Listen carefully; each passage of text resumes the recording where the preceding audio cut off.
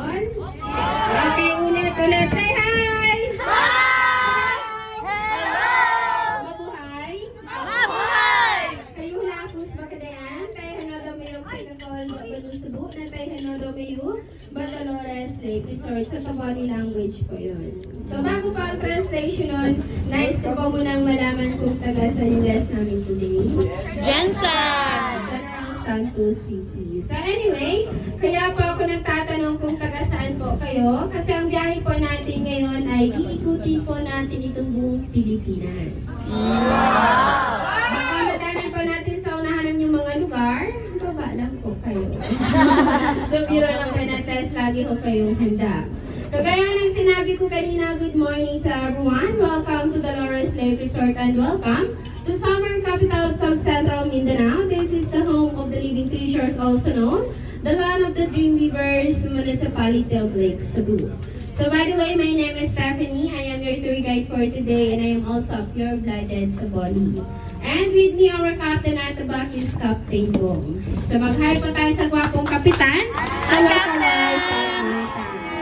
so ang hindi pa magtaas ng kanyang kamay, ay iiwan natin mamaya doon sa malaking isla. So biro lang po yun. So this tour takes 45 minutes, going to 1 hour tour, and of course, dito ho sa cruise, not only the food you will enjoy later on, we have a cultural presentation. And for our safety, we have a life jacket located at for both sides po nitong cruise ho natin.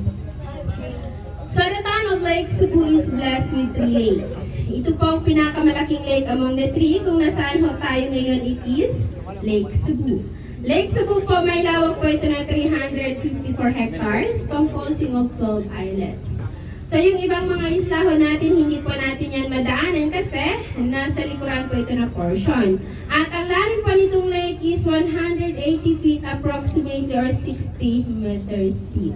Matatagpan pa natin ang malalim na parte na yan sa harapan ng isang isla at madadaanan din po natin yan mamaya. And then doon po sa likuran ho natin may dalawang isla po tayo. Doon po sa may dalawang niyog na mahaba na magkatabi, Isla Tuco Bani. Sa di kalayuan sa gitna, sa may maraming coconut bar, Isla Tuco Kaling. So Tuco po mamansar meaning and or dulo. So hindi po yan siya tiki, tuko or lizard. And or dulo po ang meaning ng tuko po sa amin. So anyway, yun po ang recommended na isla para sa mga single. So may single po ba dito? So may lahat ng mga single. Dahil walang umamin, diretso tayo. So anyway, kaya recommended na isla ito kasi isang Si Joy Ann. ang kasya doon. So ibig sabihin, kapag nandun yung mga single, wala po silang kapitbahay. Walang karamay at walang kamarites. Sanay naman, At me. higit sa lahat, gaganda ang kanyang hanap buhay. At forever pa po itong magiging single. Dahil walang forever. Pero may together. So, ayan po. And then another is, lake po natin, mamansar along the highway po ito. So bago po kayo nakarating sa resort, may maliit na lake sa baba, yun po ang Lake Lahit. May lawak po ito na 24 hectares, the smallest lake among the 3. And the last lake is Lake Siloton, located at the top of falls number 1. Yun po ang pinakamalalim na lake sa tatlong lake, may lawak po ito na 48 hectares. So kung malalim po ang Lake Siloton, malawak po ito sa Lake Cebu. Tinatawag po Lake Cebu itong lugar ho namin dahil po ito sa kanyang tribal word na Cebu. S-E-B-U, Cebu. Cebu meaning lake. Lake and Cebu, isa lang ang meaning, so redundant niya po ito. And Lake Cebu before was connected to municipality of Surala. In the month of November 11, 1982, declared Lake Cebu as one of the municipalities.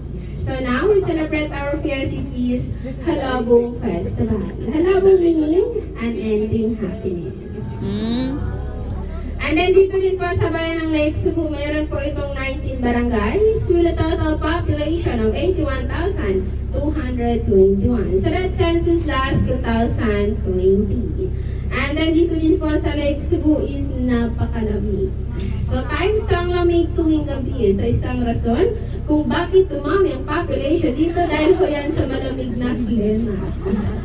So, biro lang po ito. So, anyway, malamig ho dito sa Lake Cebu, Ma'am and Sir, kasi nasa tuktok ho tayo ng bundok. We have 3,300 above from the sea level ho tayo. Kaya, malamig ho dito sa bayan ng Lake Cebu. So, doon pa na side, kung mapapansin po ninyo, may bahay po doon or building ho na hindi ho tinapos ng may-ari kasi meron po itong story. So, gusto niyo ho bang malaman kung ano ang story ng bahay na yan? Yes, ang story ng bahay niyan, sa ang plano pa ng may-ari, may isang palapag sa ilalim po nito at another palapag sa itaas. So, ang story ng bahay niyan is double story. Kayo, no story bahay mo. 2 story, 3 story, o walang story. So, yun po, double story or dalawang palapag. Nice. Baby. And then itong lake natin, Ma'am and Sir, hindi ho ito nakaranas ng high tide o low tide kasi meron po tayong outlet itong lake. So, the exit of this lake is going to 7 waterfalls. Alabali River to Rio Grande, Mindanao, that found in Cotabato City. So, ibig sabihin, kapag umihi po kayo dito sa lake, ang dollar or exit ng inyong ihi hanggang Cotabato City tayo. So, biro lang po ito. So, anyway, nakupunta na ho ba kayo ng 7 waterfalls? Wala pa. Yung iba, wala pa. So, yun po ang location ng The Highest Zipline in Southeast Asia. Meron po siyang height, more than 600 feet above the ground. Located at 7 waterfalls. So, isa rin po yun sa tourist attraction dito ho sa bayan ng Lake Cebu. So, since malalim po itong lake ho natin sa pasitabi ho sa inyo, kapag may na-aksidente ho dito sa lake, it take 3 to 5 days bago lumutang yung kanilang dead body. So remember, Ma'am and Sir, ang lake po natin is fresh water. Kapag fresh water po, malakas pa yung current sa ilalim ho nito, so hihigupin yung dead body pa ilalim. So unlike sa dagat, salty water, lulutang kaagad yung dead body. So that is the difference between salty water and fresh water. And as you can see, the color of this lake is color green. So sa buong Pilipinas, kami pang may pinakamaraming supply ng Mountain Dew. Kapag nakainom kayo ng Mountain Dew sa buong buhay ninyo, dito ho yun galing. Kasi unlimited ho kami ngayon. So, biro lang po ito. So, naging kulay green ang kulay ng lake po dahil ho ito sa reflection ng mga puno sa paligid at reflection din po mula sa ilalim ng makakapal na lumot or green mountain po. So, ang lahat ng yan ay reflection lamang. And then itong lake ho natin, hindi po ito nakaraan, hindi po ito pwedeng panginuming tubig. Kasi lahat ng mga residente sa isla or malapit sa lake ho natin is dito lang ho sila naglalaba or nagliligo. So yung kanilang panginuming tubig po ay kailangan po nilang pumunta ng mainland para po sa kanilang panginuming tubig araw-araw. So yung iba naman po ay social na rin sila. Mineral water na.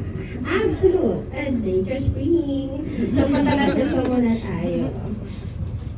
And dito po sa kabila, ito po ang pinakamalaking isla dito sa Lake Cebu, ang Isla Taboao. May lawak po siya na 9.3 hectares. Mga Tabali tribe din po ang naninirahan, owned and individual residence. So kung mapapansin po ninyo kanina, sa itaas ng isla, may nakapatong na word na Kamdal Lake Cebu.